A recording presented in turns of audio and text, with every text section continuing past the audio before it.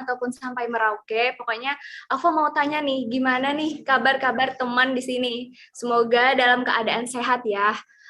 Pokoknya aku nggak capek-capek ya teman-teman untuk menanyakan perihal tentang kesehatan teman-teman nih. Teman-teman jangan lupa untuk selalu jaga kesehatan karena pada masa kali ini itu pandemi cukup memprihatinkan dan rawan sekali ya. Jadi kita perlu yang namanya jaga kesehatan, terus juga jaga imun. Nah, teman-teman, Aufa ucapkan selamat datang buat teman-teman yang mungkin nih baru join ataupun baru bergabung di acara podcast pada kali ini. Mungkin Aufa juga mau mengucapkan terima kasih kepada teman-teman yang sudah mengikuti acara podcast dari awal sampai akhir nih, teman-teman. Nah, mungkin dari teman-teman ada yang bertanya nih, podcast itu apa sih? Maksudnya acara positif ini apa sih? Tentang apa sih? Terus positif corona kali ya? Oh, enggak lah ya. Nah, positif ini merupakan podcast farmasi inspiratif yang merupakan apa ya teman-teman, wadah yang dibawahi oleh Fakultas Farmasi Universitas Ahmad Dahlan. Nah, tujuan dari kegiatan ini itu untuk memberikan informasi ataupun pengetahuan yang berkaitan dengan ranah kefarmasian, baik itu di bidang klinis maupun juga di bidang industri. Kegiatan ini menghadirkan pembicara yang berpengalaman mengenai dunia kefarmasian. Tapi teman-teman, aku ada kasih sedikit bocoran ya, karena pada podcast kali ini kami mengundang pakar psikologi, Bu Dian Kinayong nih, yang dimana dari Universitas Ahmad Dahlan sendiri pokoknya. Untuk mengenalkan alumni dari Fakultas Farmasi Universitas Ahmad Dahlan yang sudah banyak berdiaspora di berbagai penjuru Nusantara, sehingga dapat menginspirasi para audiens, terkhususnya mahasiswa farmasi di Fakultas Farmasi Universitas Ahmad Dahlan. Nah, jadi itu teman-teman positif. Semoga harapannya dengan acara pada kali ini bisa menambah inspirasi yang pastinya nanti akan diberikan oleh 3 narasumber hebat yang pastinya yang akan menemani kita selama 1 jam ke depan. Oh iya, aku baru ingat nih teman-teman, ada pepatah yang mengatakan tak kenal maka tak sayang. Terus ada yang mengatakan tak kenal maka tak sayang maka tak cinta. Nah, jadi biar teman-teman yang sayang dan cinta juga sama aku, izinkan aku terlebih dahulu untuk mengenalin diri aku dulu nih. Nah, kenalin, nama aku Naimatul Aufa, merupakan mahasiswa farmasi di Universitas Ahmad Dahlan, yang alhamdulillah diamanahi menjadi host yang pada acara kali ini. Pokoknya tetap stay tune dan jangan lupa untuk like, comment, and subscribe di YouTube Fakultas Farmasi Universitas Ahmad Dahlan. Oke teman-teman, jangan lupa untuk linknya dibagikan ke teman-teman lainnya, ke keluarga maupun ke teman-teman lainnya biar kita di sini saling berdiskusi nih. Ada 3 narasumber yang sangat hebat tentunya ya teman-teman. Dan aku meminta buat teman-teman jangan lupa untuk komen di bawah biar siapa tahu ada yang bertanya-tanya nih tentang quarter life crisis itu yang seperti apa, biar aku langsung tanyain ke 3 narasumber kita kali ini. Oke teman-teman, seperti yang tadi Aufa bilang, podcast kali ini kita akan membahas seputar mahasiswa farmasi dan quarter life crisis. Nah, pasti bertanya-tanya sih, apa sih quarter life crisis itu? Nah, quarter life crisis ini merupakan istilah ya teman-teman, istilah untuk menggambarkan sebuah periode kehidupan yang membuat kita kadang merasa ragu, merasa cemas, dan bingung juga tujuan hidup kita itu apa sih, gitu kan. Kadang hal yang seperti ini juga bisa membuat kita kesepian juga kan, kadang bingung, arah kita ini kemana sih, tujuan hidup kita, jati diri kita ini seperti apa sih, gitu kan. Ini relate banget nih teman-teman dengan keadaan kita sekarang, baik dari mahasiswa farmasi maupun mahasiswa lainnya. Karena pada dasarnya mungkin pembahasan quarter life crisis ini hampir semua orang kali ya mengalaminya. Tapi wallahu alam, mari nanti kita korek-korek sama narasumber kita kali ini. Nah, jadi narasumber kali ini siapa aja sih? Penasaran? Yang pasti aku ditemani oleh 3 narasumber yang hebat tentunya, yang akan kita ajak diskusi pada tema acara kali ini. Di sini Aufa ditemani oleh Ibu Psikologi Dian Kinayong, Magister merupakan dosen psikologi Universitas Ahmad Dahlan. Mungkin bisa say hello dulu, Bu Dian. Oke, Assalamualaikum. Halo semua. Nama udah dikenalin ya sama Aufa ya. Waalaikumsalam. Panggilnya Bu Dian boleh, Bu Kinai boleh Aufa, biar nggak belibet panjang gitu. Kamu boleh panggil saya Bu Dian atau Bu Kinai gitu Oh, ya. Budian aja ya, Bu ya. Oke, yang kedua nih teman-teman, salah seorang yang hebat juga di Fakultas Farmasi Universitas Ahmad Dahlan yang banyak menginspirasi para mahasiswanya. Nah, di sini Ibu Apoteker Ana Hidayati, Magister Sains. Halo Ibu Ana, say hi Bu. Halo Mbak Aufa, Assalamualaikum semuanya, teman-teman mahasiswa Fakultas Farmasi dan teman-teman yang lain seperti Mbak Aufa sapa, dari Sabang sampai Merauke, salam sehat, salam bahagia juga untuk Bu Kinaim dan Mbak Nadia dan Mbak Aufa dan teman-teman semuanya. Wah, semangat sekali Ibu nih. Lagi di mana Bu? PPKM di rumah saja, sebenarnya pengen nongkrong, pengen nge-mall, tapi ternyata lebih berfaedah kita ngomongin positif ya, podcast Farmasi Kreatif bareng Bu Kinai sama Mbak Nadia dan Mbak Aufa. Oke nih teman-teman, nah itu narasumber 1 dan 2. Nah ada lagi narasumber ketiga yang nggak kalah hebatnya teman-teman. Pokoknya seorang mahasiswa berprestasi dan sekarang alhamdulillah insya Allah berkah ilmunya akan melanjutkan apoteker di Fakultas Farmasi Universitas Ahmad Dahlan. Yaitu ada Kak Nadia Miftahujana. Halo Kak Nadia. Iya, halo Aufa. Assalamualaikum warahmatullahi wabarakatuh. Halo Ibu Ana, Ibu Dian, semoga kita semua sehat selalu. Dan teman-teman semua, halo dari Sabang sampai Merauke. Iya. Oke, di sini ada 3 narasumber nih teman, Bu Dian, Bu Ana, dan Kak Nadia. Ini kan kita lagi mengangkat tema nih Bu tentang mahasiswa farmasi dan quarter life crisis. Nah, aku kan sama teman-teman pengen tahu nih, mungkin di era-era Bapak kita dulu ada nggak sih istilah quarter life crisis itu kan baru sekarang aja ya Bu ya, baru booming terdengar kata quarter life crisis. Apa pas masa pandemi ini aja ya gitu istilah ini itu ada gitu. Aku mau tanya langsung nih aja sama pakarnya psikologi Bu Dian Kinayo, mungkin Bu Dian bisa menjelaskan sedikit tentang quarter life crisis itu apa, kemudian apa sih penyebabnya gitu kan Bu, mungkin bisa Bu Dian. Ya, terima kasih Aufa. Pertanyaan yang bagus dan menarik gitu ya. Jadi kalau ditanya zaman dulu, zaman saya namanya bukan quarter life crisis. Zamannya Bu Ana juga namanya mungkin belum quarter life crisis ya gitu. Jadi memang itu kan memang istilah yang muncul belum lama sebenarnya Aufa gitu. Jadi memang apa ya namanya? Sebenarnya itu mudahnya dipahami itu gini. Kan kalau perpindahan dari masa anak-anak ke masa remaja itu kan ngalaminnya puber ya namanya. Nah, kalau puber itu kan udah lebih. Nah, saat remaja akan berpindah ke fase dewasa, itu sekarang bahasa kerennya tuh quarter life crisis itu. Gitu. Jadi sudah beda gitu tingkatannya. Kalau dulu masih anak-anak mau pindah ke masa remaja itu masa itu kan ya perubahan fisik gitu ya, juga ada hormonal dan sebagainya. Nah, ini kalau anak apa namanya remaja mau pindah ke dewasa, fasenya tuh ya tadi munculnya kayak gitu ya, galau-galau terkait jati diri, tujuan hidup, terus ngambil keputusan gitu ya. Karena quarter life crisis itu biasanya 2 tuh ya. Terkaitnya tuh sama relasi sama terkait dengan karir biasanya. Relasi itu juga termasuk kayak mau pilih pasangan, hidupku tuh yang seperti apa gitu. Mikir-mikir lagi mau pacaran misalnya gitu kan. Masuk hari gini masih pacaran aja dan sebagainya gitu ya. Mulai ya lebih ke arah situ sebenarnya. Dan sebenarnya kan fase-fase itu tuh dari dulu tuh orang-orang tuh ngalamin kok gitu. Hanya saja trennya itu emang belum lama, dimunculkan istilah-istilah itu emang belum lama. Gitu apa?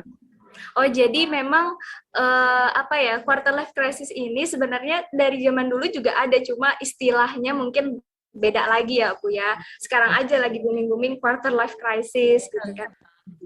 Nah dari zaman Bu Ana nih, pernah nggak sih ngerasa insecure itu muncul Bu? Bu Ana kan dulu orangnya aktif sekali ya Bu waktu jadi mahasiswa. Nah pernah nggak sih Bu kayak ngerasa insecure gitu pas ketika waktu jadi mahasiswa? Ketika jadi mahasiswa merasa insecure. Kayaknya saya insecure-nya tuh sekarang ini banget gabung sama Bu Kinai, sama Mbak Nadia, sama Mbak Aufa gitu kan. Tapi benar Mbak Aufa, Bu Kinai, dan Mbak Nadia, saya dulu nggak kenal istilah krisis hidup di usia seperempatnya itu, atau istilahnya krisis seperempat abad di usia gitu ya. Kalau baca-baca di referensi yang terbaru itu munculnya di usia 18 hingga 30 tahun begitu. Dulu insecure itu justru awal-awal masuk di Fakultas Farmasi UAD. Ya, saya alumni, kita tos dulu Mbak Nadia, tos dari jauh Mbak Nadia. Nanti kita juga sama ya Mbak Ufa, say goodbye dulu sama Bu Kinai. Insecure-nya itu di awal, kenapa saya masuk di UAD begitu ya, kenapa saya harus menjalani aktivitas saya hingga ke depan dan pijakan masa depan itu lewat UAD.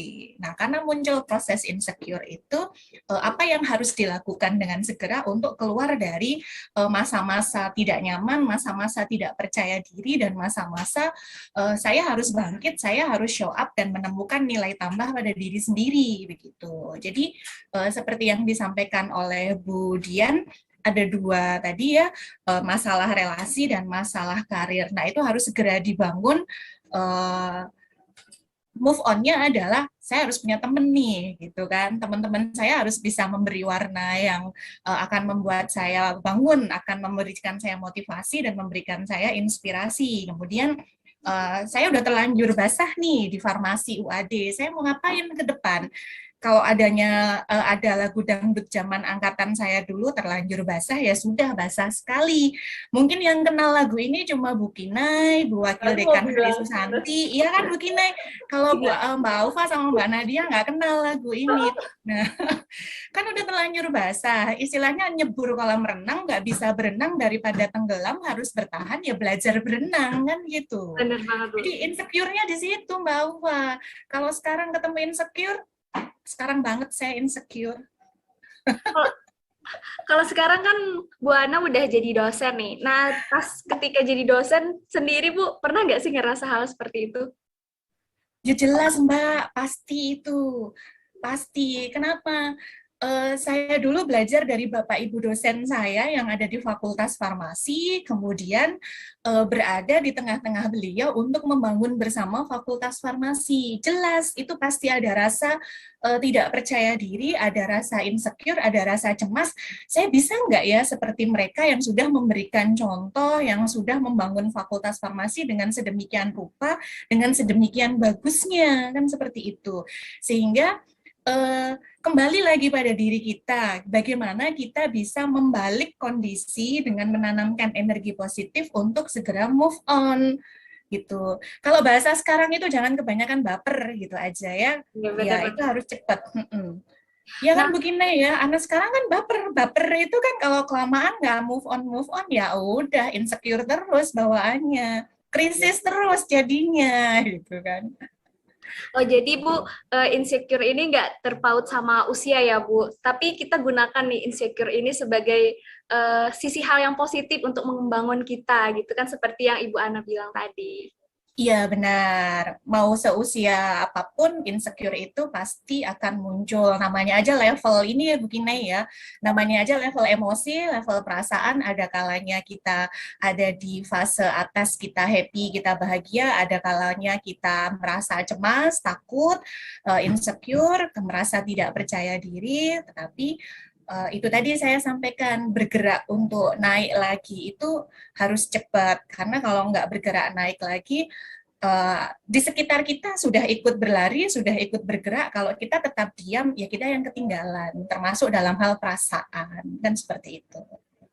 Oke, mantap banget sekali jawabannya Bu Ana. Oh, gitu ya Bu Ana ya, mungkin kita berpindah ke dari sisi mahasiswa nih oleh Kak Nadia. Nah, tadi kan ibaratnya dari ibu-ibu ya Kak ya, mungkin teman-teman sekarang pengen tahu dari sisi mahasiswa Kak Nadia. Kalau dari Kak Nadia, walaupun Aufa nih belum pernah dulu belum kuliah di Fakultas Farmasi Universitas Ahmad Dahlan, tapi nama Kak Nadia ini benar-benar ada di mana-mana gitu. Aku sering banget lihat nama Kak Nadia, terus dari cutting-cutting juga ngasih tahu tentang Kak Nadia. Kak Nadia ini dulu pernah menjadi wakil gubernur, terus juga pernah menjadi mawapres, dan menjuari berbagai segudang prestasi. Pokoknya merupakan seorang panutan deh. Nah, dari sisi Kak Nadia nih yang sudah mempunyai segudang prestasi, kita bisa lihat nih, oh masa depannya udah bagus banget nih, udah terlihat lah ya gitu. Kak Nadia juga cantik, cowok mana sih yang nggak mau sama Kak Nadia? Nah, pernah nggak sih Kak Nadia ini ngerasa insecure, padahal kan udah pernah mempunyai, apa ya, udah cukup lah ya, udah pinter, udah semuanya. Pernah nggak sih Kak ngerasa kekhawatiran pada diri sendiri gitu, masa depanku gimana ya gitu, jadi diriku tuh seperti apa gitu, apa coba yang kurang dari Kak Nadia, mungkin bisa dijelasin Kak gimana? Oke, terima kasih Aufa. Sebenarnya kalau bicara tentang quarter life crisis ini, sebenarnya saya yang paling pas nih waktunya lagi di masa-masa itu. Oh, iya. karena memang menyadari banget ketika memang saya mau melakukan keputusan atau mau mengambil keputusan gitu, kayak nanti saya mau jadi apa ya gitu. Setelah lulus S1, oke, saya mengambil profesi, kemudian ini profesi belum kelar, saya mengambil S2 gitu kan. Jadi kayak keputusan ini tepat atau tidak gitu. Kadang ada insecure banyak sekali, karena memang di umur saya ini lebih sering kayak membandingkan, kayaknya teman saya itu S1 aja kayaknya udah cukup. Masa saya sampai si A sampai profesi aja cukup, tapi saya pengen lebih kayak gitu kan. Kadang ada membandingkan. Kemudian insecure mulai dari pertama kali masuk UAD Raya, itu saya insecure banget. Ketemu dengan teman-teman yang SMK farmasi, itu kayak, oh SMK farmasi ada gitu. Karena kan memang di tempat saya waktu itu belum ada. Jadi kayak, oh saya jauh banget ilmunya dengan mereka gitu. Mereka sudah bisa membuat ini, mereka tahu sudah bahan-bahan ini untuk apa aja gitu. Sedangkan saya masih, itu dosen menjelaskan apa ya, kayak gitu. Jadi insecure banget di situ. 1 semester dulu saya menutup diri untuk tidak melakukan apa-apa. Saya melakukan adaptasi, melihat sekeliling saya bahwa saya potensi apa sih yang bisa saya ambil gitu. Pada 1 semester awal saya tidak mengikuti kegiatan apapun di 1 semester awal. Kemudian selama 1 semester awal itu saya berpikir, kira-kira apa nih yang bisa menjadi nilai bagi saya ketika saya survive di farmasi. Benar kata Bu Ana tadi, ketika sudah terlanjur basah, maka saya harus basah gitu. Nah, di situ saya mengambil beberapa kesempatan, dan di situ saya juga mulai mencoba menggali potensi diri, kemudian memperbanyak relasi. Benar juga kata Bu Dian, karena memang relasi itu penting, baik temen, kemudian kalau misalnya bicara soal pacar, berbeda lagi ya di sini. Kebetulan saya nggak punya pacar juga, jadi ya kayak oke deh gitu. Untuk teman-teman sih saya mencari teman-teman yang memang bisa mendukung saya, bisa menyemangati saya. Bagaimana saya nanti ketika saya mencoba hal baru, mereka tidak kayak, ngapain kamu nyoba itu? Tapi mereka coba aja, Nat. Circle pertemanan emang anu ya Kak, emang kita harus bisa memilah gitu circle pertemanan yang baik buat kita. Iya, kemudian kalau selanjutnya itu kalau misalnya insecure yang selanjutnya itu ketika masuk profesi. Masuk profesi bayangannya itu udah, oke, profesi saya bisa A, B, C, D gitu. Pas masuk, wah, online gitu, pandemi, segala sesuatu yang direncanakan itu benar-benar kayak, oke, cukup sampai di sini gitu. Tadinya saya punya rencana sampai Z, oke, sampai D ini kayaknya cuma bisanya kayak gitu. Tapi balik lagi, saya cari lagi potensi-potensi lainnya, kesempatan-kesempatan lainnya yang bisa saya lakukan di waktu saat saya PSPA ini. Lanjut lagi pada saat mau mulai S2 ini. Saya pikir PSPA akan selesai gitu. Ternyata PSPA belum selesai. Muncul lagi S2 sudah dimulai. Jadi kayak memang benar-benar masa quarter life crisis itu memang ada dan nyata ketika di umur sekitar 18 sampai 30 tahun. Dan memang itu membuat saya harus tetap fokus dengan pilihan saya tanpa membandingkan diri saya dengan orang-orang di sekitar saya. Itu sih. Oke, nah Bu Dian nih, kan kita tadi sudah mendengar nih cerita dari Bu Ana, terus juga yang menjadi seorang dosen pun pernah merasakan insecure gitu. Terus dari Kak Nadia juga pada udah juga menjuarai segudang prestasi dan aktif juga, tapi ternyata masih merasa insecure gitu. Nah berarti insecure ini benar tadi kan katanya memang nggak terpaut usia dan memang kita pasti akan merasakan hal yang tersebut gitu. Nah menurut Bu Dian sebagai psikologi, gimana sih Bu cara meningkatkan meningkatkan kepercayaan diri terhadap diri kita sendiri, Bu. Kadang kan suka ngerasa insecure. Nah, gimana sih, Bu, supaya rasa itu hilang, Bu? Karena kan aku juga kadang suka ngerasa hal tersebut gitu. Ya, aku ngomongin insecure dulu sedikit sebelum jawab pertanyaan gimana caranya ngilangin insecure ya. Jadi sebenarnya insecure itu juga belum lama. Makanya Bu Ana bilangnya lah, saya itu sekarang insecure ya, karena insecure juga baru-baru aja kok muncul gitu. Kalau istilah nggak pede itu dari dulu. Orang kok nggak pedean, itu adalah label atau statement yang udah nggak lekang sepanjang waktu lah. Tapi insecure itu ya baru-baru kok gitu. Jadi istilah insecure, istilah baper, mager, istilah itu kan ada banyak istilah-istilah yang ya sekarang itu terus jadi pakem baru gitu ya. Nah, jadi sebenarnya insecure itu benar, itu emang nggak terpaut usia, dan kodratnya manusia itu emang punya rasa insecure. Kan jelas juga di Al-Quran tuh Allah tuh akan memberikan sedikit ketakutan, kekhawatiran, kekurangan gitu. Ya it means ketika kamu ngerasa insecure, artinya kamu tuh masih manusia. Itu aja gitu. Itu dulu gitu loh. Jadi maksudnya jangan terlalu berlebihan gitu ketika mengalami insecure, karena insecure itu tanda bahwa kamu tuh masih manusia. Di Al-Quran tuh jelas kok disebutkan bahwa Allah tuh akan memberikan tadi rasa gitu ya, rasa khawatir, takut, kekurangan. Ya itu bagian dari kayak ujian yang Allah kasih gitu ya, karena kita masih manusia gitu. Jadi insecure itu. Jadi terminologi insecure itu perlu dipahami dulu. Nah kemudian kalau jawab pertanyaannya Alfa, gimana sih caranya ningkatin percaya diri gitu. Nah sekarang gini dulu, judulnya itu apa? Percaya diri ya. Percaya diri itu kan sebenarnya nggak percaya sama diri kita kan. Tapi kadang-kala orang-orang itu percaya sama orang lain. Jadinya nggak percaya ya sama diri sendiri kan gitu loh. Jadi ya kalau kamu percaya orang lain ya wajar kalau kamu nggak percaya diri gitu. Ya karena kamu bandinginnya sama orang lain, melulu sama orang lain gitu kan. Jadi cara mudahnya kalau pengen meningkatkan kepercayaan diri itu bukan semakin melihat keluar, tapi melihatnya ke dalam. Kenali dulu diri sendiri ya, Bu ya.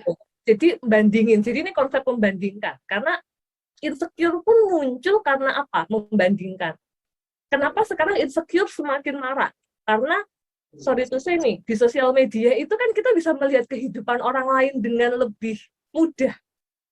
Padahal kehidupan orang lain yang diposting di sosial media itu kita nggak pernah tahu ya, itu real life atau enggak gitu kan. Nah, terus kita bandingin, kita udah otomatisnya harus jadi bandingin gitu kan. Terus insecure, mau di Ayunda udah lulus usia segitu. Iya, jadi itu cepet banget gitu. Terus aduh insecure. Jadi kalau ngomongin percaya diri itu tuh lebih ke arah gini kalau saya. Boleh lah. Jadi begitu kamu defaultnya itu bayangin ke orang lain, oke. Setidaknya itu hanya untuk melihat posisimu tuh di mana gitu aja deh. Jadi misalnya, umumnya teman-teman S1 itu ya lulus tuh 3,5 tahun gitu. Kok nek kamu 3,5 tahun belum lulus juga, misalnya ya gitu tuh, kamu jadi tahu posisimu gitu. Nah, setelah kamu tahu posisimu, kamu tuh perlu banyak ngelihat ke dalam diri. Jadi bandingin kamu saat ini dengan kamu yang sebelumnya gitu loh. Jadi kalau mau meningkatkan percaya diri itu membandingkan dengan diri sendiri, bukan membandingkan dengan orang lain. Membandingkan orang lain itu hanya untuk melihat posisi kita. Nah, kalau saya biasanya gitu. Jadi kayak semacam misalnya gini deh, ngomongin berbicara di depan umum gitu ya, berbicara di depan umum gitu kan. Aku tuh kan nggak pede, jangan aku dong yang ngomong, kamu aja yang presentasi, saya kayak gitu.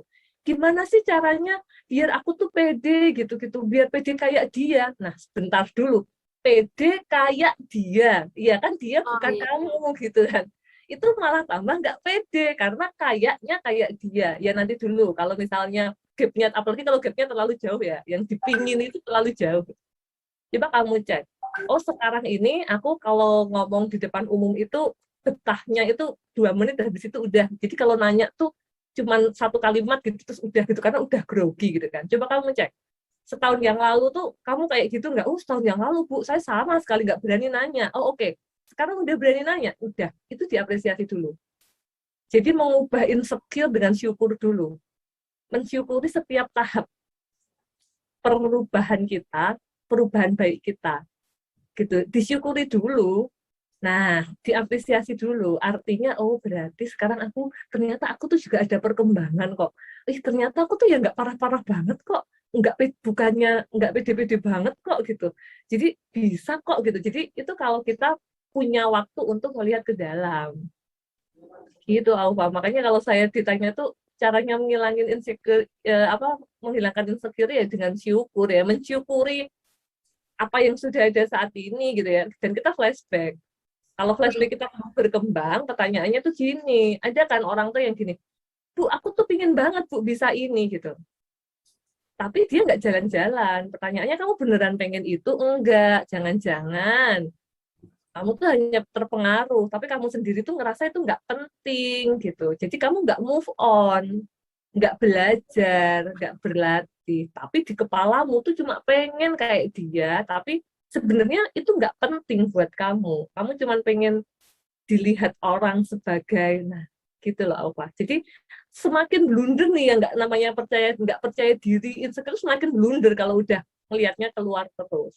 Iya, stop insecure, mari bersyukur ya Bu ya. Kenali diri Atau sendiri. insecure, mari bersyukur, cakep Iya. Aufa. Ya, Karena emang awalnya itu emang dasarnya kita harus bersyukur ya Bu ya. Karena dari bersyukur kita mulailah untuk kenali diri aku, diri aku tuh seperti ini gitu. Kita jadi tahu, nggak bisa bandingin ke orang lain gitu. Betul. Makanya tadi kata kuncinya adalah boleh, bukan berarti nggak boleh membandingkan ya.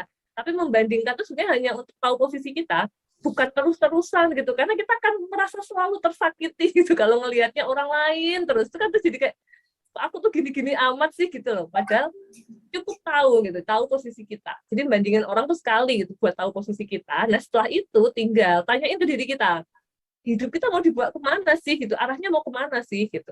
So, apa yang bisa kita lakukan untuk mewujudkannya, ya udah gitu.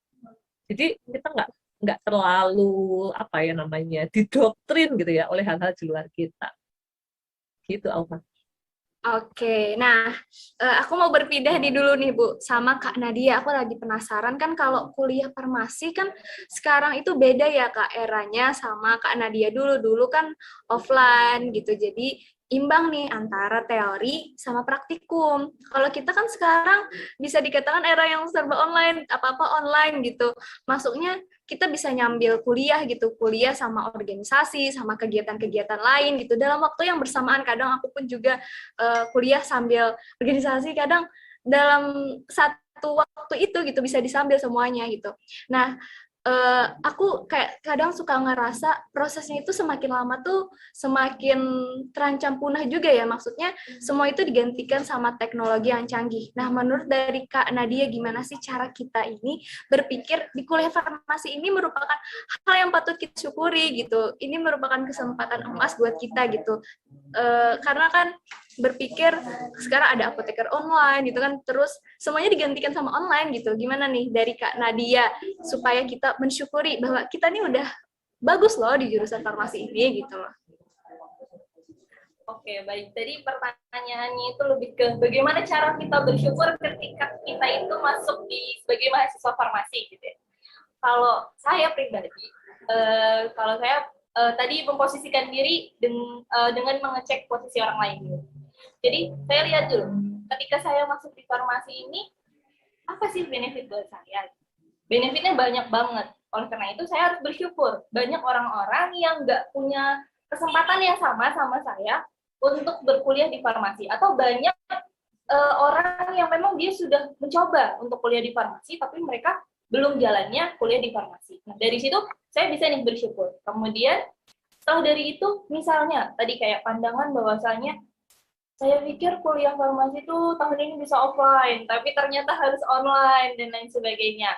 Nah, itu balik lagi kepada diri kita. Artinya kita harus menyesuaikan dengan perkembangan zaman. Dimana ketika memang misalnya ini online, kemudian ya benar kata Aufa tadi, bisa disambi-sambi, tapi harus ingat juga mana yang harus diprioritaskan. Jadi ketika misalnya prioritas hari ini ada jadwal kuliah jam sekian sampai jam sekian, kemudian saya juga ada nih jadwal organisasi jam sekian sampai jam sekian. Misalnya memang itu di waktu yang sama, maka saya bisa record yang satunya, saya fokus di kuliahnya.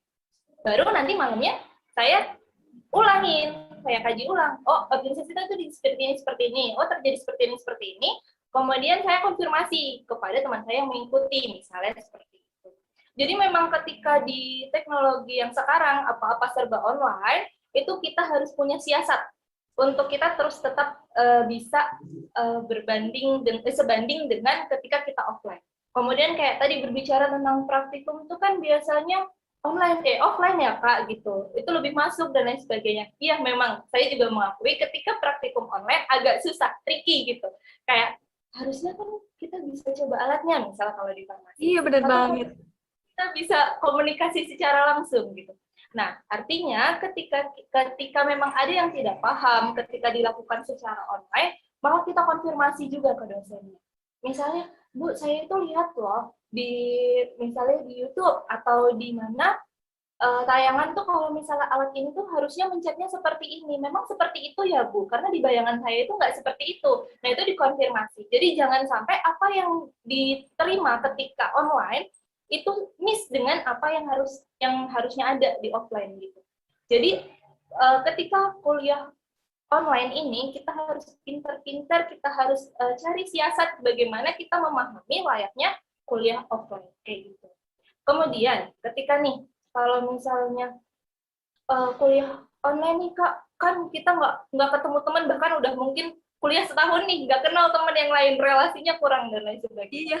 Nah itu tadi benar bisa ikut organisasi walaupun online. Di situ setidaknya Alfa dan teman-teman bisa tetap menjalin komunikasi, bisa tetap menjalin relasi dengan teman-teman yang lain, agar nanti kalau misalnya pandemi ini berakhir, kemudian teman-teman ketemu, teman-teman lulus dan sebagainya, teman-teman bisa saling kenal.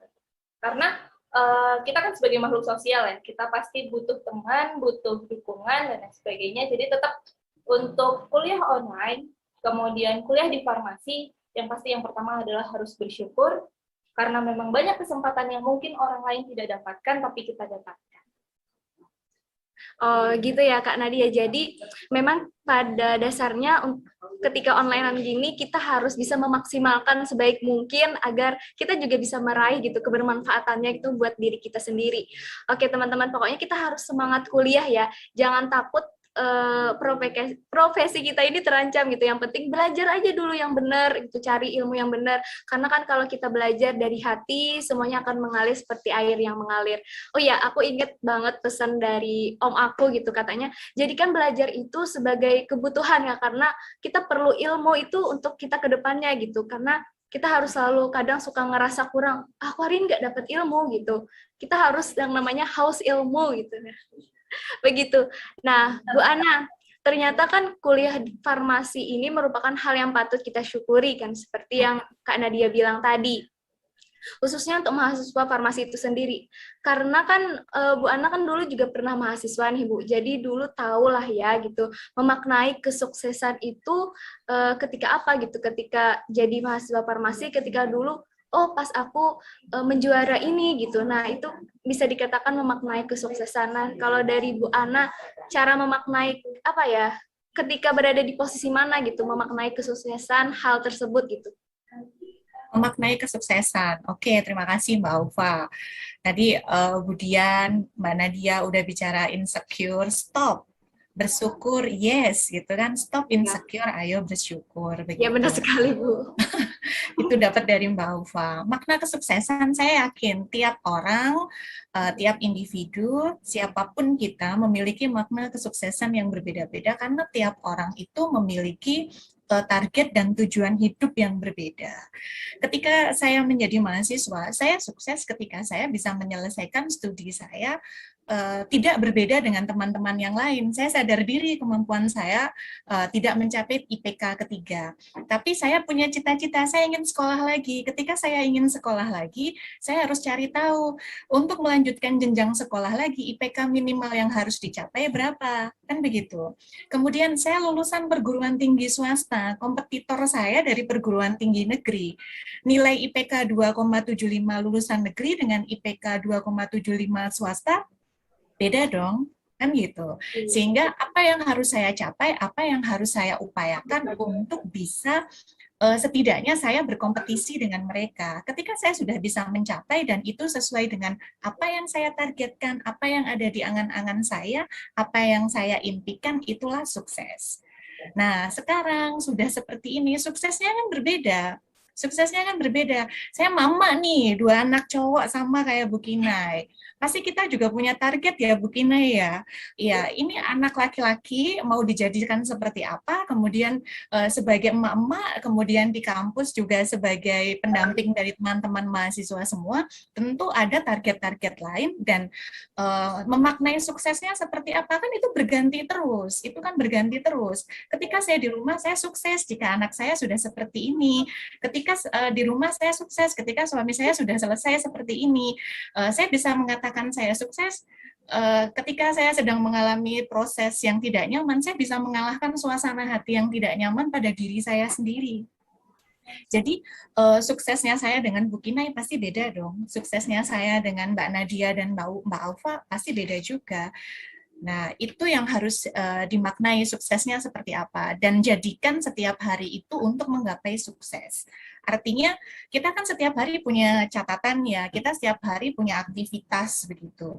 Kemudian terselesaikan atau tidak. Ketika tidak terselesaikan, hari ini kita tidak bisa menjalaninya dengan sukses. Kita bisa apa ya, realisif gitu ya, atau kontemplasi gitu. Hari ini saya tidak berhasil menjalankan aktivitas seperti ini. Target saya tidak terselesaikan. Karena target saya tidak terselesaikan, saya menghambat orang lain karena pekerjaan saya tidak selesai. Ketika pekerjaan saya tidak selesai, saya menghambat orang lain, orang tersebut juga terhambat, artinya saya membuat orang tidak bisa mencapai setiap aktivitasnya. Saya jadi nggak sukses, saya jadi orang gagal hari itu. Kemudian, apa yang harus saya lakukan esok pagi? Dan tentunya ada target-target jangka panjang. Saya sukses jika saya pada tahun sekian, saya sudah menyelesaikan target saya seperti ini. Kemudian, apa sukses yang bisa dilihat oleh orang lain, dan apa sukses yang orang lain nggak perlu lihat, gitu. Orang lain nggak perlu lihat, tapi bisa ikut merasakan. Misalnya, saya menjadi sukses nih kalau saya bisa mengendalikan diri saya agar tidak bagaimana. Kemarin saya bisa selesai melakukan aktivitas apa misalnya. Kemarin saya tilawah dua ruku begitu. Hari ini saya 10 ayat aja. Kenapa nggak jadi lebih baik dari kemarin? Nah, aktivitas-aktivitas ini harus ditanamkan karena ya itu tadi. Seperti Bu Dian menyampaikan, kenapa jadi nggak pede? Karena yang dilihat orang, bukan kita. Ya be yourself, apa yang ada di dalam diri kita, apa yang ingin kita capai, ya itu yang dicapai. Ketika tercapai, ya disitulah kita sukses karena kita berhasil mengalahkan diri kita sendiri. Dengan apa keinginan kita? Dengan apa pengendalian diri kita. Jadi Mbak Nadia juga bisa dengan kemampuan adaptasi, kemudian menanamkan dalam diri sendiri, oh kuliah offline seperti ini, kuliah online seperti ini, bedanya di mana, plus minusnya di mana, saya harus membuat capaian apa agar saya bisa melampaui semua aktivitas ini. Begitu. Nah, boleh tuh ditanyakan ke Budian Kinayung, suksesnya beliau seperti apa. Nanti Mbak Nadia juga suksesnya seperti apa, Mbak Aufa pun juga seperti itu. Nah, teman-teman di mahasiswa farmasi juga bisa menciptakan profil suksesnya sendiri-sendiri. Bisa ditulis, kemudian sukses yang ditulis itu menjadi impian dan menjadi angan-angan. Kemudian impian dan angan-angan itu bagaimana cara mencapainya. Upaya apa yang dilakukan, dari serangkaian upaya itu kita sudah berhasil mengendalikan diri kita dan mengalahkan ego diri kita atau tidak, kita mencapainya dengan bahagia atau tidak, apakah kita dengan terpaksa, tetapi terpaksa ini kadang-kadang juga perlu, kalau tidak dipaksa kita juga tidak akan cepat bergerak, kalau tidak dipaksa dengan keadaan kita juga tidak akan banyak belajar, seperti sekarang pandemi kita mau nggak mau kenalan dengan teknologi baru, mau nggak mau kita harus adaptasi dengan suasana online. Kita belajar mengembangkan pengembangan media pembelajaran, perangkat pembelajaran. Kita harus akrab dengan suasana virtual seperti ini. Nah, itu juga bagian dari proses-proses yang harus dijalankan menuju sukses.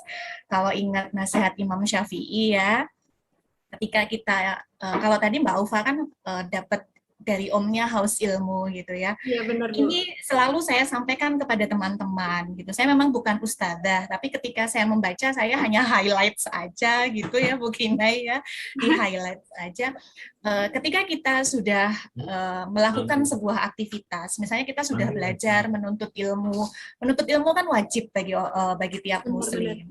Dan menuntut ilmu itu kan bagian dari berjuang di jalan Allah. Kita jihad fisabilillah di sini. Ketika kita mau menuntut ilmu ya all out. All out-nya seperti apa? Kita belajar pasti ada persiapannya. Ketika kita dulu belajar offline mau ke kampus, kita mandi. Bajunya rapi. Kemudian kita bersepatu, kita tampil minimal enak dipandang, dan itu membuat teman-teman kita nyaman.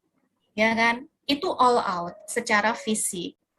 Kemudian kita membutuhkan support dana. Misalnya dulu kita harus naik bus ke kampus, itu zaman saya banget gitu ya, naik bus ke kampus gitu kan. Butuh biaya kan gitu ya. Kemudian di kampus seharian, kita makan siang. Nah, itu kan butuh biaya. Biaya yang kita keluarkan adalah bagian biaya untuk mendukung kelancaran kita belajar. Ketika kita sampai di kampus, kemudian disampaikan, kita pakai buku pustakanya ini ya, penerbitnya ini, nanti kalau beli. Akhirnya kalau beli di sana, Bapak Ibu dosen mengarahkan gitu. Kan belum zamannya pakai e-book dulu, benar-benar pustaka kalau dulu kan. Ya, kita jalan harus ke Terban, kita harus ke shopping, istilahnya itu toko buku yang paling ngehits di zamannya. Saya nggak tahu kalau teman-teman sekarang kenal nggak. Dulu zaman saya nggak masuk Gramedia, nggak masuk sosial agensi, mahal bro, gitu kan. Masuknya ke shopping mall, shopping center yang di samping Taman Pintar yang sekarang bagus banget itu, yang sekarang sudah tidak kita kunjungi ya Bu Kinai. Oh, Bu, anak Terban, saya juga anak Terban. Saya anak Terban sama. Nah, di sana kita kan keluar biaya untuk apa? Untuk beli buku, kita harus mengalokasikan biaya untuk support belajar. Itu kan all out-nya kita menuntut ilmu. Setelah itu harus kita baca. Kita dapat tugas. Kemudian tugasnya literasi, membaca, kemudian menuliskan dalam bentuk laporan. Itu kan bagian dari mengasah kemampuan literasi. Mengasah kemampuan literasi dengan harapan apa? Dengan membaca, kita memahami, jika tidak paham ada budaya konfirmasi seperti yang disampaikan Mbak Nadia. Nah, itu juga bagian dari upaya-upaya belajar. Jadi otaknya, pikirannya, badannya itu juga diajak untuk belajar. Di saat yang lain tidak all out seperti kita, di saat yang lain sudah tidur dengan nyenyaknya, kita masih membaca, di saat yang lain sudah mulai selesai dengan belajarnya, tapi kita masih lanjut di kampus, kadang sampai sore, kadang masih menyelesaikan banyak aktivitas, itu kan pembeda kita, yang membedakan kesuksesan kita dengan orang lain, begitu. Jadi, silakan dimaknai masing-masing lah sukses itu seperti apa. Pastinya suksesnya Mbak Aufa, suksesnya Budian Kinayung, suksesnya Mbak Nadia itu akan bisa memberikan kita inspirasi dan motivasi. Merdeka. Kita masih suasana merdeka. Pokoknya tiap orang memaknai kesuksesannya itu beda-beda ya, Bu. Aku ingat banget kata dari Bu Ana tadi, be yourself. Nah, jangan membandingkan dengan orang lain karena setiap orang punya standarnya masing-masing, punya plusnya masing-masing gitu. Yang kadang orang nggak punya, kita punya gitu. Oke, lanjut ke... Itu benar banget Mbak Aufa, itu benar banget. Dan jangan pernah menilai orang gitu ya. Kenapa sih dia pakai jilbab mahal-mahal? Aku pakai jilbab seperti itu udah bisa tak buat makan seminggu. Standar orang beda-beda. Mungkin dia pakai jilbab seperti itu sudah turun standar yang awalnya dia beli sekian ratus ribu, tiba-tiba udah anjlok jadi sekian puluh ribu. Kan kita nggak ngerti, ya kan? Jadi nggak usah menilai orang seperti itu. Wong fungsinya sama seperti itu. Kenapa Bu Kinai itu bisa cerita lancar seperti itu? Bu Kinai bisa cerita lancar, tapi belum tentu Bu Kinai itu bisa membuat molase atau kolase, membuat tisu yang ditempel di kerajinan pakai apa misalnya kerajinan bekas handicraft atau yang lain. Nah, kan nggak ngerti. Jadi be yourself. Apa yang Bu Kinai miliki saya nggak tahu, ya itu jadi keunggulannya Bu Kinai. Begitu pula sebaliknya, begitu juga dengan Mbak Nadia dan Mbak Aufa. Oke, mantap sekali. Be yourself ya teman-teman. Berdeka, kata Bu Ana. Merdeka. Kan masih suasana Agustus. Oh iya, bener banget, Bu.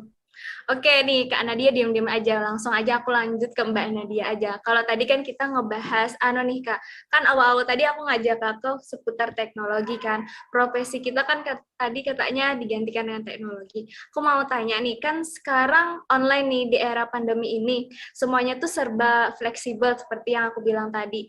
Nah, Mbak Nadia kan tadi manajemennya, maksudnya kalau ada kegiatan nih, kuliah sama organisasi, satunya direkod nih, satunya kita fokus ke sana.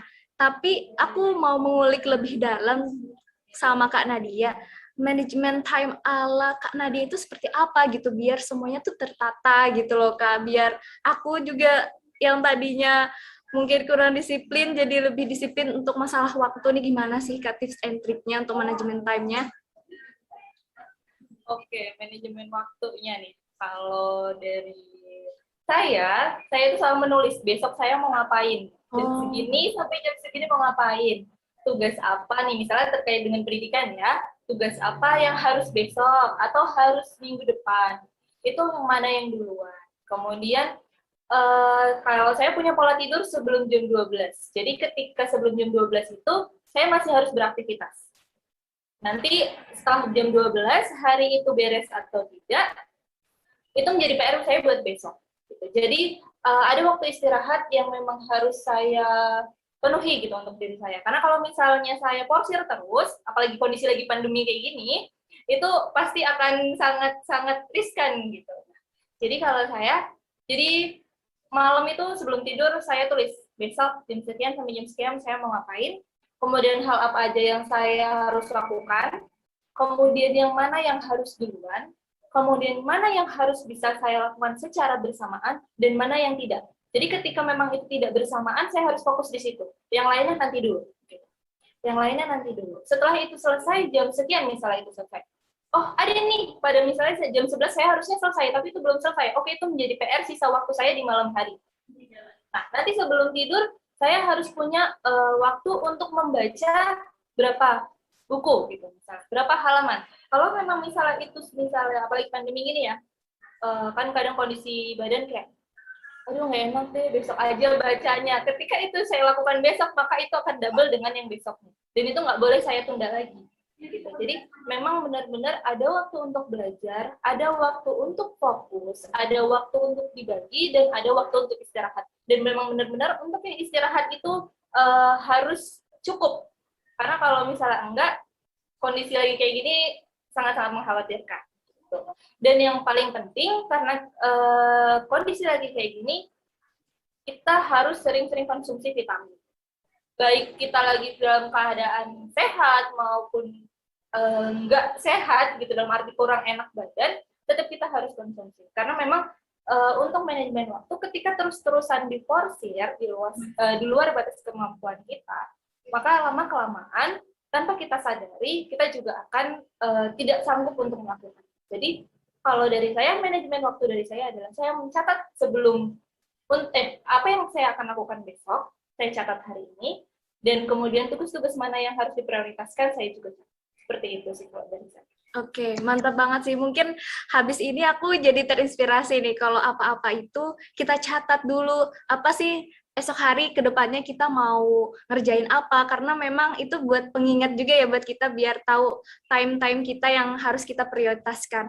Oke, nah terus Kak, berbicara tentang di jurusan farmasi, biar kita bisa survive di jurusan farmasi kan nggak cuma aku sih, teman-teman yang lain pun juga kadang suka ngerasa aku kayaknya salah jurusan deh gitu, maksudnya terus ngerasa wadah ini bukan tempat aku gitu.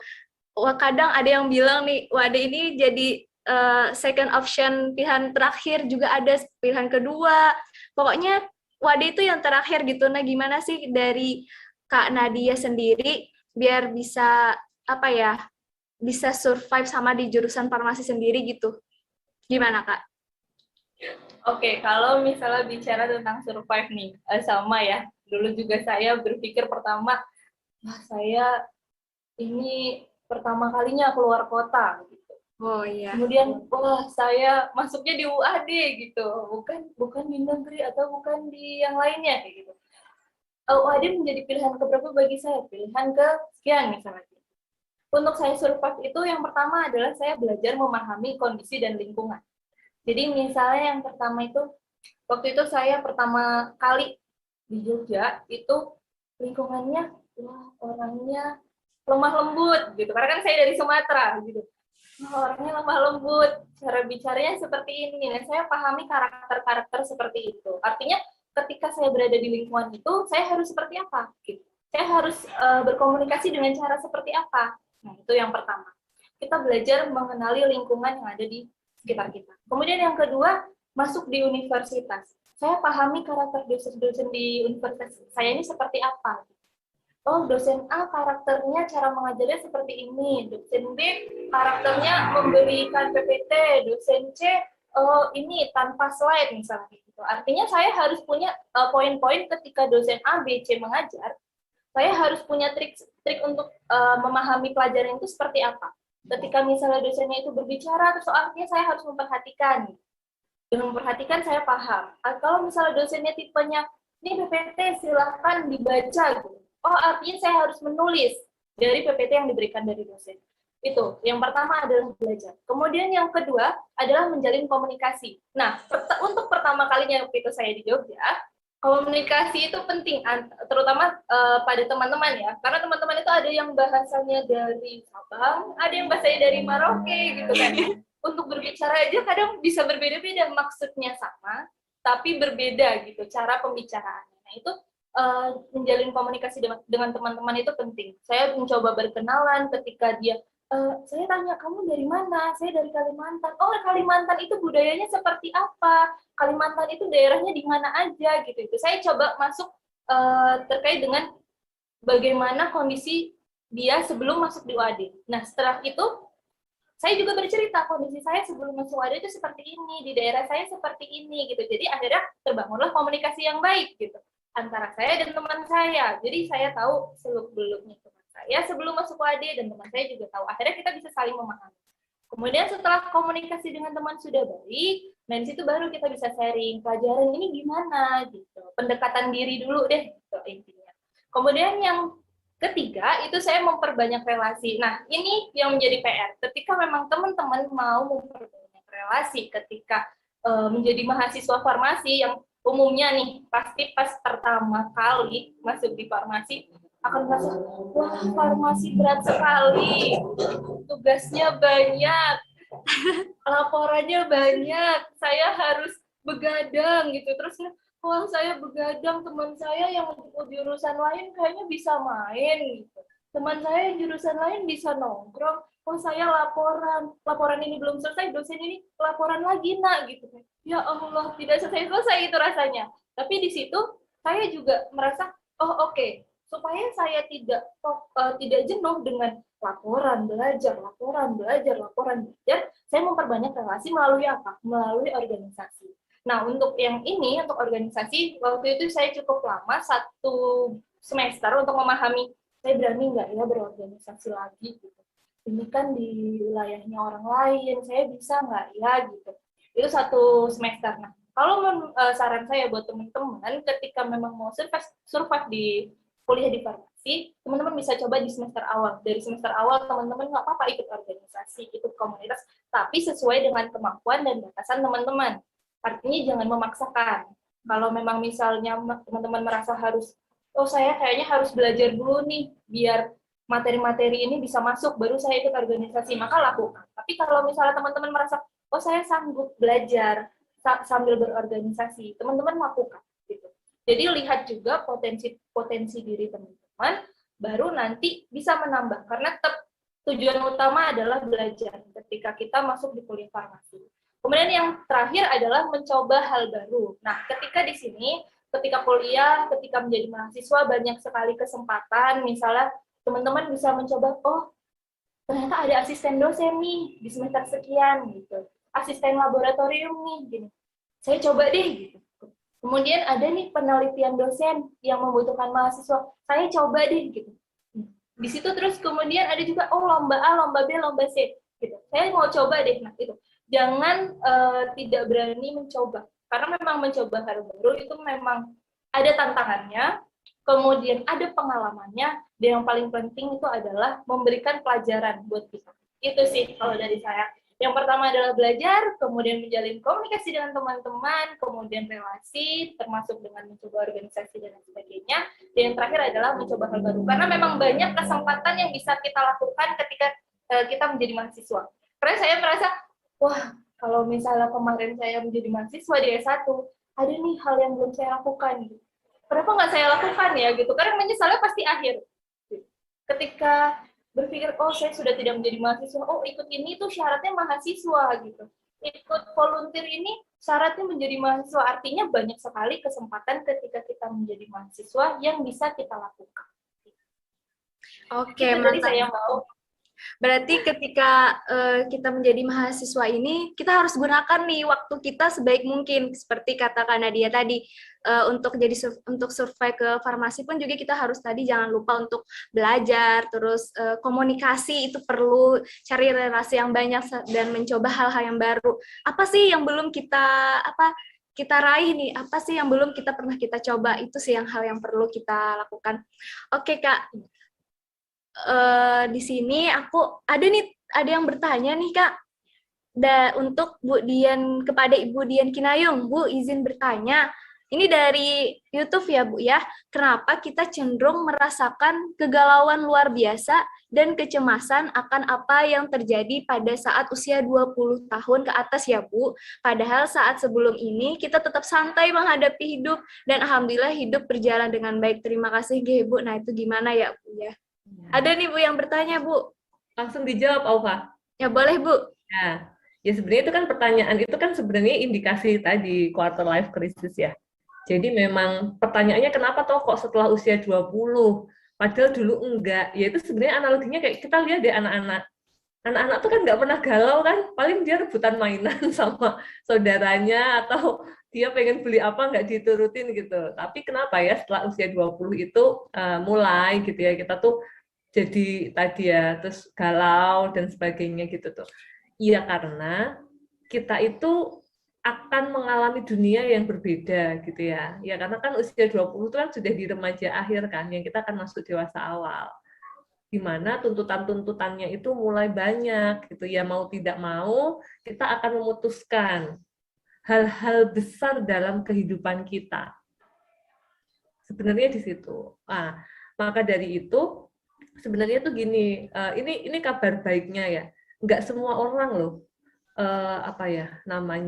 ngalamin quarter life crisis gitu ya. Karena kalau udah kita ngomongin krisis itu kan ya dia tuh ya ini dianggap dia sebagai krisis gitu. Padahal kalau misalnya ya ada yang bilang enggak tuh kayaknya aku tuh biasa aja tuh, ya udah aku habis lulus terus ya karena aku udah tahu mau ngapain ya udah aku kerja terus habis itu aku nikah ya udah kehidupanku tuh biasa aja.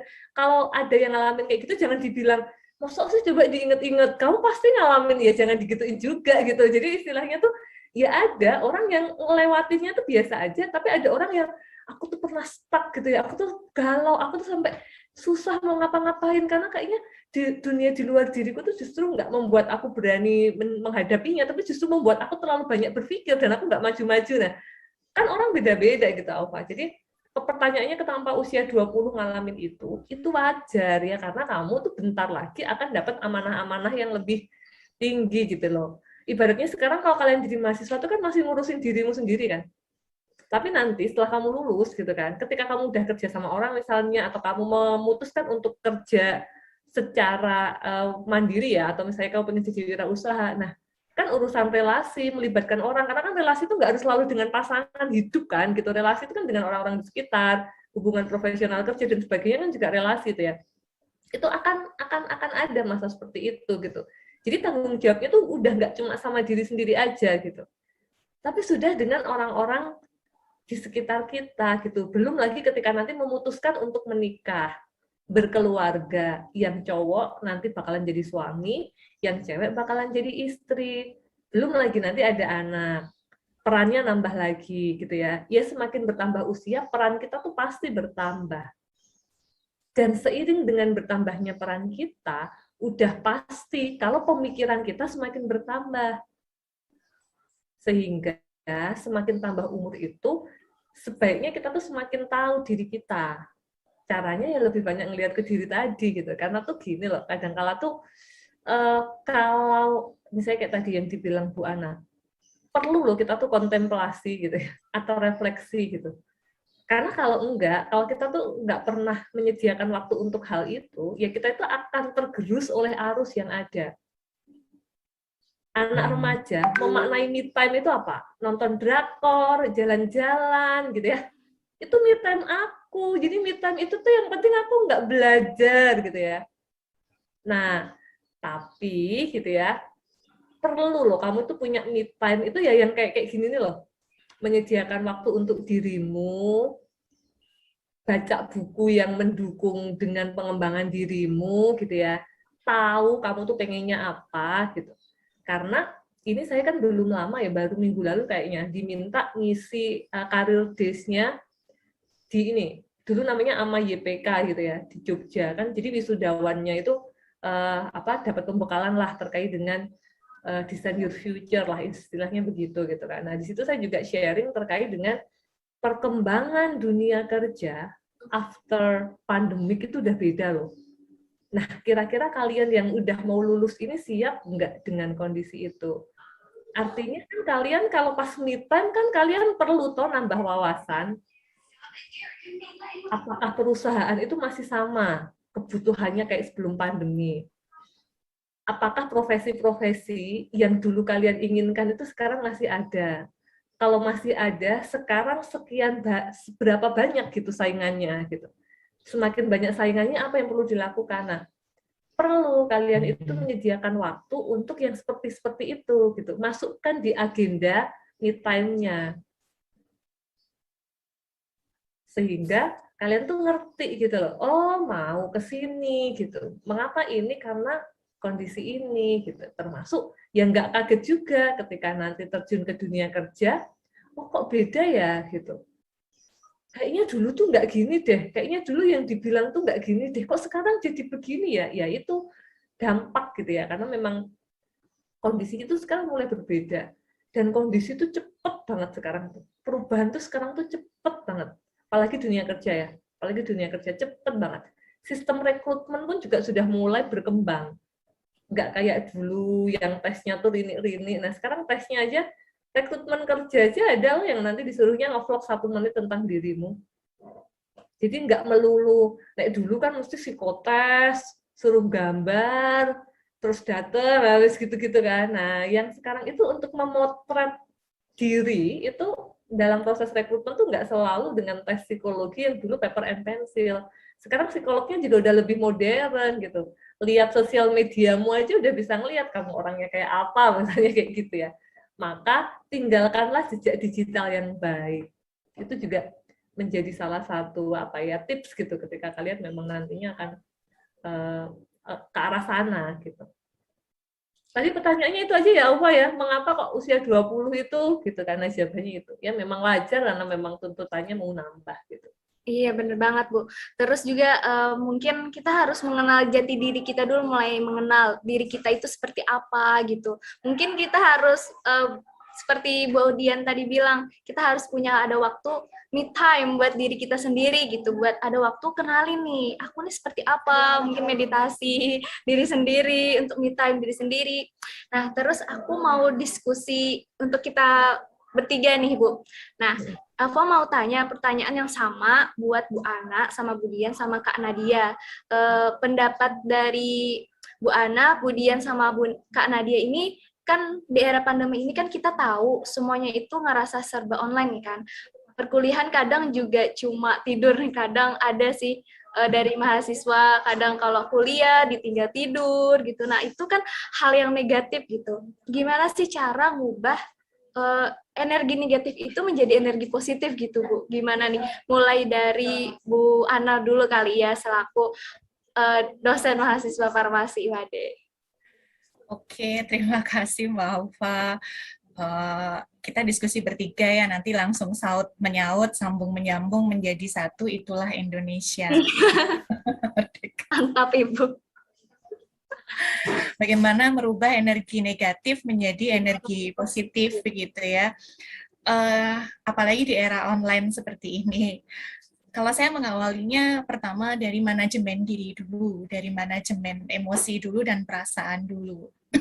Kalau kita ngomong emosi identik marah gitu ya, kalau kita ngomongin perasaan identik baper, padahal bagi saya emosi itu adalah pengelolaan diri secara keseluruhan. Karena di awal tadi saya menyampaikan, kadang kita ada rasa takut, kita ada rasa cemas, kita ada rasa happy yang kadang-kadang berlebihan, ada rasa euforia, sedikit rasa ria atau sombong, dan itu kan benar-benar harus kita kelola dengan baik karena kita manusia punya sifat itu semua. Di dalam hati kita pasti ada rasa itu semua. Bagaimana energi negatif itu bisa jadi energi positif? Yang pertama, kalau sekarang sudah bekerja begitu ya, seperti yang disampaikan oleh Bu Dian Kinayong tadi, semakin bertambah usia, peran kita itu semakin bertambah. Ketika kita memahami peran kita seperti apa, ketika kita sampai menjalankan peran ini tidak sebaik-baiknya, kita akan merugikan orang lain. Padahal kita dilarang untuk tidak bermanfaat. Jadilah sebaik-baiknya manusia itu adalah manusia yang bermanfaat. Ketika kita merugikan orang lain, kita menjadi tidak bermanfaat di sini. Artinya, energi ini harus segera dirubah. Bagi saya pribadi, seseorang itu harus memiliki satu, kalau saya harus memiliki satu kata sakti begitu ya. Saya harus memiliki satu motivasi, saya harus memiliki satu hal yang harus selalu saya ingat sehingga saya bisa cepat move on.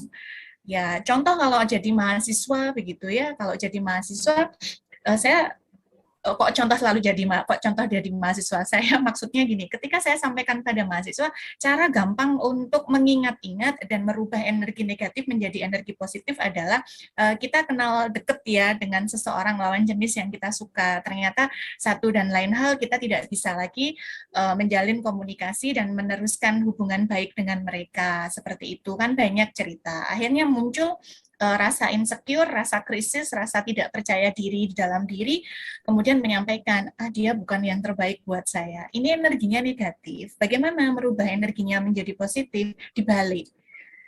Ada banyak manfaat. Kenapa saya tidak bisa berrelationship lagi dengan dia? Karena saya terlalu baik buat dia. Itu bisa satu kan, itu kan dibalik energinya. Tapi itu kan membalik energi kita, energi untuk diri kita sendiri. Contoh lagi kalau kita lihat di medsos gitu ya, ada Wara, wanita angkatan udara. Ketika dia ikut audisi, kemudian ditanya oleh siapa? Ditanya oleh komandannya gitu kan, ditanya seperti ini. Motivasi kamu apa ikut wanita angkatan udara, ikut Wara? Gitu ya. Di balik suksesnya Wara ada mantan yang menyesal, kan gitu. Nah, saya melihat bahwa ini adalah energi negatif dirubah menjadi energi positif untuk orang tersebut. Di awal tadi saya menyampaikan, insecure banget dong masuk pertama kali di UAD, nggak pede banget dong masuk di UAD pertama kali, gitu. Nadia tadi juga sempat cerita, Nadia juga sudah menyampaikan energi positifnya apa energi positif yang harus segera dibangun. Terlanjur basah sekalian. Saya sudah terlanjur kecemplung di kolam renang, padahal saya tidak bisa berenang. Pilihannya cuma dua. Bertahan maju atau mati tenggelam. Meskipun tenggelam itu kategorinya mati syahid, tapi ini belum, Neng. Kita masih bisa berjuang, kan gitu kan? Ikhtiarnya itu masih dilihat. Itu namanya menyerah, bukan berjuang.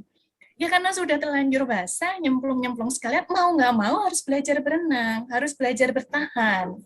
Seperti itu. Bertahan sudah bisa, maju. Kalau kecepatannya tidak sama dengan orang lain, ya tidak masalah. Gitu kan? Karena kondisi kita kecemplungnya kan beda.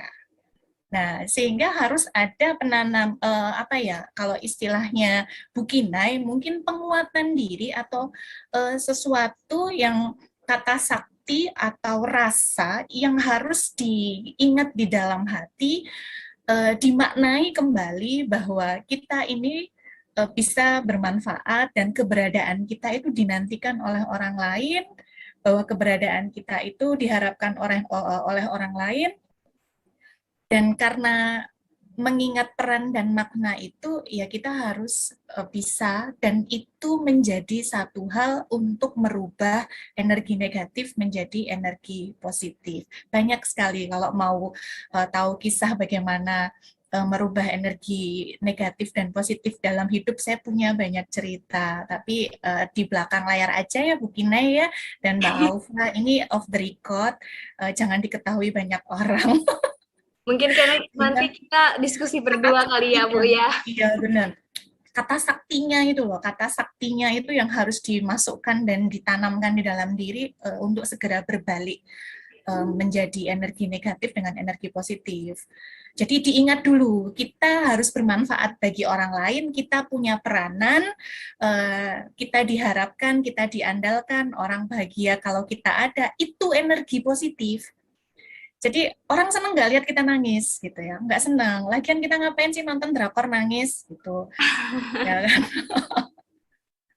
Kan seperti itu. Ya nggak usah pakai nangis. Ternyata orang nggak seneng lihat kita nangis. Jadi kan energi positif. Oh, orang nggak seneng lihat aku nangis karena kalau nangis auraku hilang gitu ya. Bukan berarti kita harus seperti harapan orang lain. Nggak gitu juga kali gitu ya. Tapi ingat lagi peranan kita seperti apa. Dengan peranan itu kita bisa bermanfaat bagi orang lain. Ketika kita sudah bisa bermanfaat bagi orang lain, tentu kita akan menjadi orang yang berbahagia, mungkin itu bisa menjadi makna sukses bagi sebagian orang, dan itu bisa menjadi energi positif bagi sebagian orang juga. Mungkin seperti itu Mbak Ufa. Coba kita dengarkan Bu Kinai. Oke, mantap. Sebaik-baiknya manusia yang bermanfaat bagi orang lain ya Bu ya.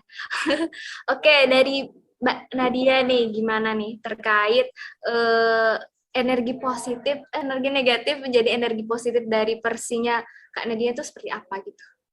Ya, kalau dari saya nih ya, Alfa, benar kata Ibu Ana, saya setuju. Kalau saya lebih memaknai hidup, karena hidup kita kan hidup cuma sekali ya di dunia ini, kemudian kita juga hidup di dunia ini juga penuh titipan, dan kita juga akan kembali kepada Allah Subhanahu Wa Taala, yang mana kita harus memaknai hidup. Kemudian setelah kita memaknai hidup, kita ubah nih, misalnya kayak tadi, kayak Bu Ana bilang, ketika nih ada yang saya tidak kita terkait dengan misalnya hubungan atau relationship, kita putus karena saya terlalu baik untuk dia, itu kan energi negatif yang diubah menjadi energi positif. Kalau saya biasanya capek nih gitu, kok belajar terus nih ya, capek gitu, tapi saya ubah menjadi semangat, saya pasti bisa, semangat kayak gitu. Jadi hal kecil yang memang kita bisa ucapkan malah merubah menjadi energi negatif menjadi energi positif. Jadi kayak saya capek, oh tidak, saya bisa, saya semangat. Kemudian setelah itu ingat juga tadi benar kata Ibu Ana, memaknai hidup dengan cara bahwa kita hidup di dunia, kita pasti punya kebermanfaatan, baik bagi kita sendiri maupun bagi orang-orang sekitar kita. Kemudian ketika kita memaknai hidup kita, insya Allah kita juga akan memberikan energi positif bagi diri kita secara terus-menerus maupun orang di sekitar kita. Jadi ketika memang misalnya kayak saya capek, tapi ketika ketemu dengan orang, saya harus semangat supaya energi yang tersampaikan kepada orang lain itu energi semangat saya, jangan energi negatif yang saya punya. Jadi benar-benar harus mengubah dari hal-hal kecil yang memang itu memberikan dampak yang negatif menjadi dampak yang positif. Seperti itu. Oke, mantap. Tapi untuk selanjutnya aku mau tanya ke Bu Dian nih. Tapi dengan pertanyaan yang berbeda, karena di sini kita mendapat pertanyaan dari teman-teman audiens. Nah, katanya seperti ini nih, Bu. Untuk giliran Bu Kina ya beda terus nih. Padahal aku udah siapin jawaban loh. Nah, itu tadi. Off the record. Nanti setelah acara ini close kita lanjut berempat. Karena itu yang dibutuhin orang-orang untuk bisa melalui pandemi, Alfa. Pertanyaanmu barusan. Tapi nggak apa-apa, silahkan. Kalau mau ditanyain yang lain gitu. Tapi sebenarnya penting banget menjawab pertanyaan ini tadi. Dan nanti kalau waktunya masih tak tambahin deh. Coba dari Bu Dian nih gimana yang tadi. Oh iya. Jadi kalau aku bilang tuh gini. Jadi sebelum ke energi positif atau energi negatif. Energi itu prinsipnya netral. Energi negatif itu disebabkan oleh adanya emosi negatif. Jadi sebenarnya yang mau kita utik-utik itu bukan energinya, tapi emosinya dulu. Gitu. Karena emosi negatif itu yang akan memunculkan energi negatif, sedangkan emosi positif yang akan memunculkan energi positif, gitu ya. Jadi agak beda sedikit gitu, tapi maknanya sama, tapi lebih ke arah ini ngomonginnya emosi dulu sebenarnya gitu, karena kan energi negatif tuh kalau emosinya positif kan nggak mungkin muncul energinya negatif gitu kan ya gitu. Jadi kita agak mundur sedikit gitu ya ke yang mempengaruhi si energi ini. Jadi bagaimana mengubah emosi negatif menjadi emosi positif, gitu aja dulu ya. Emosi yang Berarti tidak kalau energi berdasarkan, tadi ini ya begini ya, kalau ada sampaikan kalau energi kan energi tidak dapat diciptakan dan tidak dapat dimusnahkan. Padahal kan kita mau membalikkan ya sebenarnya ya, membalik bagaimana negatif jadi positif gitu. Ternyata emosinya gitu. betul, karena Ayo sebenarnya lanjut Bu energi itu Kina, ini menarik ini. energi itu sifatnya netral gitu loh. Energi itu ngikut emosi kita. Makanya ketika misalnya, kenapa ketika di dekatnya Bu Ana itu energinya rasanya positif? Ya karena emosinya Bu Ana positif gitu loh. Oh iya. Jadi saya agak tarik mundur sedikit ya gitu. Jadi biar memudahkan memahami juga kan kalau emosi kan memang ada positif negatif gitu, dan itu memang alamiah yang dimiliki oleh manusia, itu pasti punya emosi positif dan emosi negatif. Nah, pertanyaannya adalah bagaimana mengubah si emosi negatif ini menjadi emosi positif, begitu kan gitu. Nah, untuk mengubah emosi negatif menjadi emosi positif itu ada dua hal yang mempengaruhi perubahan itu. Yang pertama diri sendiri, yang kedua orang lain.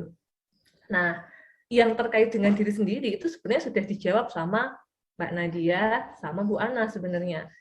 Jadi, emosi kita negatif bisa pindah ke positif itu karena dipengaruhi oleh pemikiran kita, dipengaruhi oleh pemaknaan kita. Gitu. Jadi kalau pemikiran kita itu memberdayakan, pemikiran kita itu positif gitu, melihat dari sudut pandang yang berbeda kayak tadi Bu Ana ya, kita lihatnya dari sudut pandang yang berbeda gitu, jangan dari sudut pandang yang nggak memberdayakan terus gitu ya, itu emosinya akan berubah dari negatif menjadi positif. Nah, bagaimana agar pemikiran kita atau pemaknaan kita menjadi positif? Dipilih kata-kata yang juga memberdayakan gitu loh.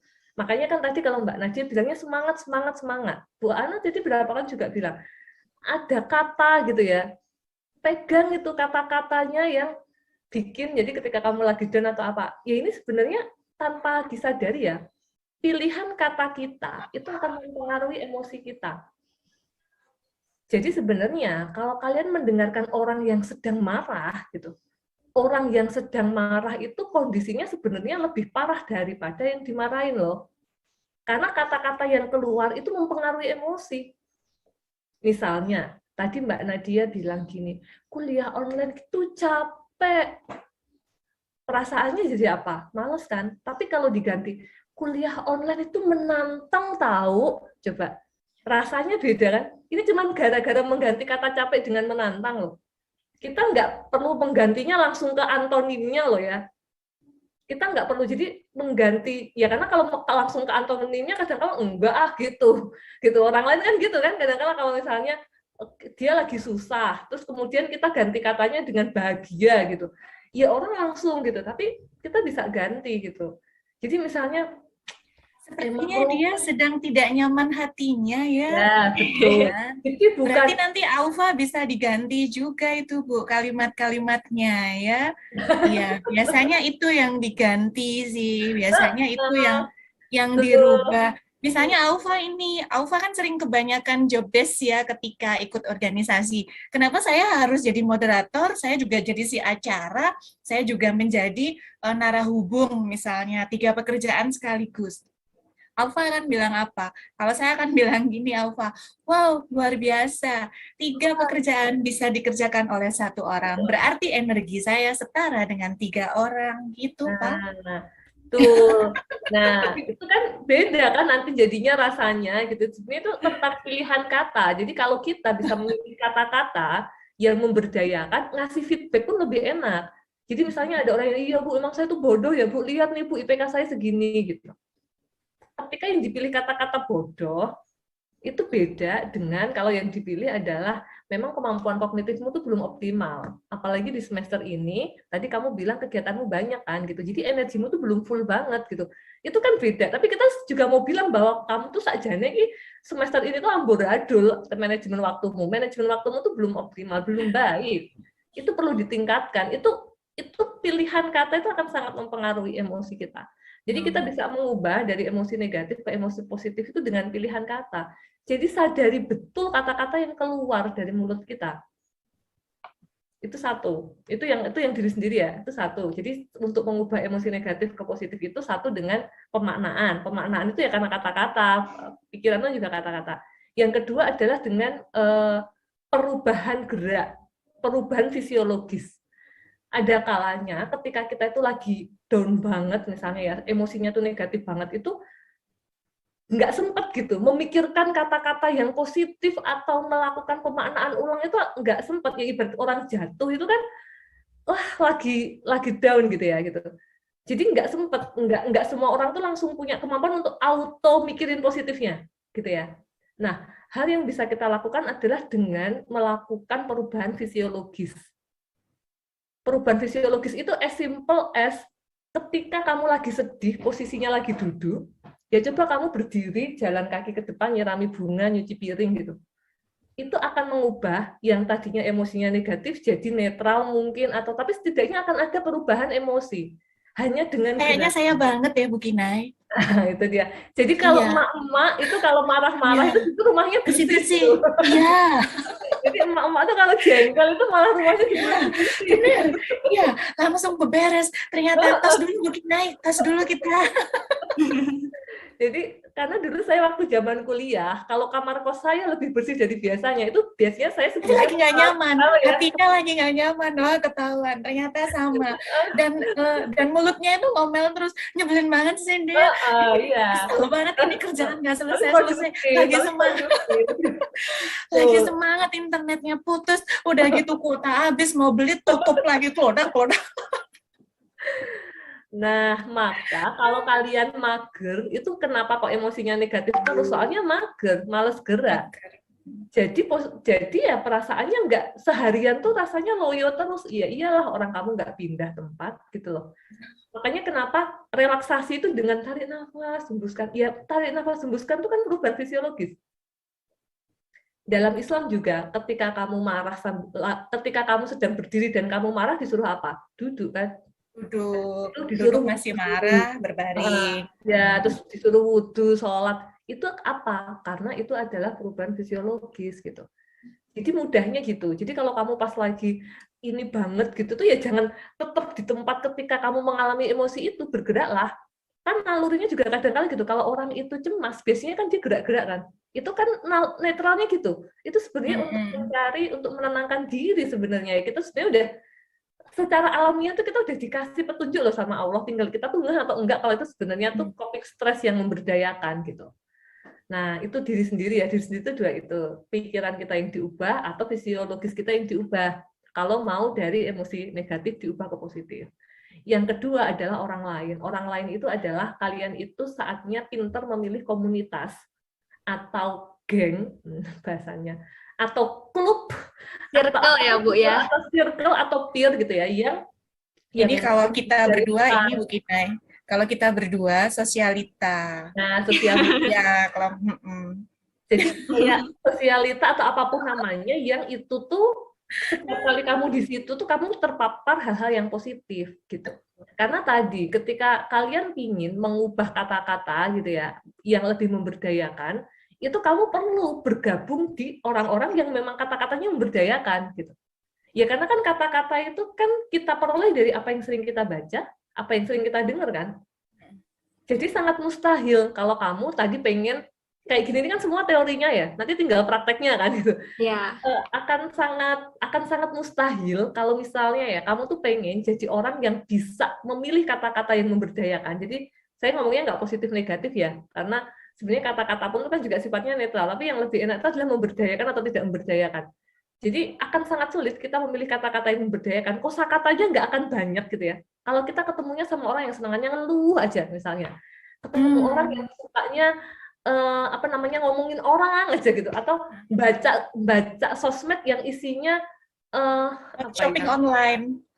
Soalnya yang urusannya tuh ngerumpi atau maksudnya energinya negatif kan. Sekarang kan di sosial media itu banyak kan ya hujatan terselubung dengan yang kayak gitu loh. Jadi akan sulit juga kamu nanti menemukan kata-kata yang memberdayakan. Jadi kosakatamu tuh ya ya kamu tahu ini harus diubah jadi apa. Jadi ketika kamu ngalamin down, kamu tuh mau mengubah kata-kata tuh kamu nggak ada, kamusmu tuh hilang gitu loh, karena kamu nggak nyimpen stok gitu ya kata-kata memberdayakan itu.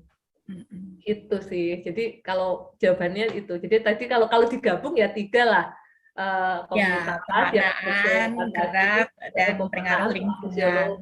Udah Itu keren loh Mbak Aufa dan Mbak Nadia. Ini benar-benar pendekatan teori humanistik dan psikologi dari pakarnya langsung. Kalau saya dengan Mbak Nadia kan tadi pengalaman yang sering dilakukan aja, keren ya Bu Kinai ya, ahlinya banget. Dilakukan kan sudah masuk teorinya, cuman nggak tahu aja kalau ada teorinya kan. Iya, tapi benar.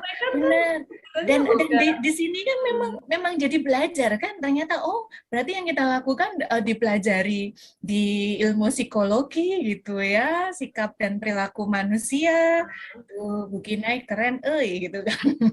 Tapi bener sih Bu, dari kata Bu Dian tadi, katanya kan memang pilihan kata itu sangat berpengaruh gitu kan. Tapi emang bener sih, kadang aku ngerasa pas lagi males-males kan aura negatif itu lagi bermunculan, kadang suka nyemangatin diri. Sebenarnya aku lebih loh dari orang bisa multitasking atau yang ada ngerasa aku tuh sebenarnya bisa loh seperti ini. Pokoknya aku harus semangat.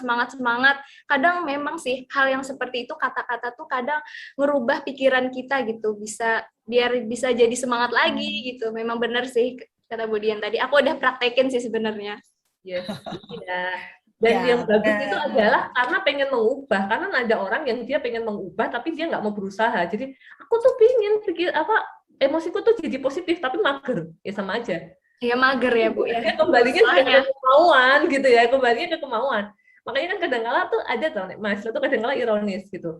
Pengen skripsinya cepet selesai gitu, tapi dia malas-malesan. Jadi sebenarnya pengen nggak sih skripsinya cepet selesai? Kan kadang-kala tuh orang tuh nggak sinkron gitu loh antara yang diharapkan dengan perilaku dia. Itu kan kadang-kala gitu kan, pengennya cepet. Kecepatannya berapa? 10 km per jam gitu loh. Jadi jadinya nggak sinkron gitu. Makanya itu tadi kembali ke arah ya tadi penting banget sih menentukan tujuan hidup. Makanya kayak tadi Mbak Nadia tadi kan keren banget ya, dia itu punya perencanaan, ditulis besok mau ngapain. Jadi kalau kalian awalnya kagum dengan Mbak Nadia yang sukses kuliahnya, itu behind the scene-nya gitu. Biasanya kan orang yang menginginkan kesuksesan orang lain tapi nggak mau deritanya, maunya suksesnya. Tapi nggak mau bersusah payah, maunya kayak Mbak Nadia gitu. Tapi nggak tahu kan, Mbak Nadia tuh tidur sebelum jam 12 loh. Padahal kita tidur jam 8, 9 aja enak gitu. Tapi ini, jadi ada bisa gitu. Nah, iya kan? Coba yang lainnya mau nggak gitu, kayak gitu. Kalau pengen sesukses Mbak Nadia atau lebih sukses dari Mbak Nadia. Gitu sih, Aufa. Oke, terima kasih ya Bu. Kita sudah berada di ujung hari nih, udah 1 jam ke depan lebih lah ya kita ngobrol-ngobrol diskusi nggak kerasa banget. Mungkin di luar waktu kita bisa saling diskusi lagi ya Bu terkait quarter life crisis, karena pembahasan quarter life crisis ini kayaknya nggak cukup cuma 1 jam aja gitu, memang perlu waktu yang lama gitu untuk membahas ini. Nah mungkin dari teman-teman atau audien yang misalnya pertanyaan juga mungkin beberapa belum terjawab, mohon maaf karena memang udah waktunya kita undur diri. Nah aku Naimatul Aufa dan kru yang bertugas pamit undur diri, dan juga terima kasih kepada Bu Ana, Bu Dian, dan Kak Nadia yang sudah menyempatkan waktu untuk sharing-sharing nih terkait quarter life crisis ini, sangat bermanfaat. Pokoknya terima kasih, dan aku Naimatul Aufa dan kru yang bertugas pamit undur diri teman-teman. Wassalamualaikum warahmatullahi wabarakatuh. Bye. Waalaikumsalam warahmatullahi wabarakatuh. Terima kasih Bu Kinai. Terima kasih.